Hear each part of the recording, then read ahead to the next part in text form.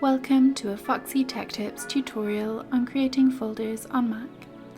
If you find this video helpful, please consider subscribing to my channel and liking the video. The easiest way to create a folder on Mac is with a keyboard shortcut. Press Shift, Command and N on your keyboard simultaneously. You can use this shortcut anywhere that you can create a folder on your Mac.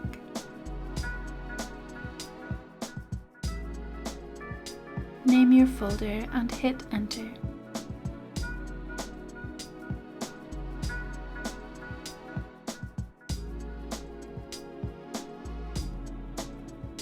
If you have secondary click enabled, you can use it to bring up this menu, and then click New Folder to create a new folder.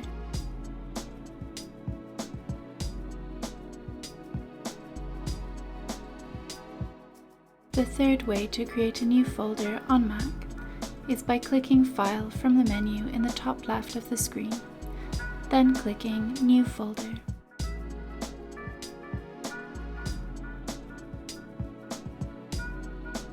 And that draws an end to this tutorial. Please like the video if you found it helpful and subscribe to Foxy Tech Tips for more Mac tips and tricks.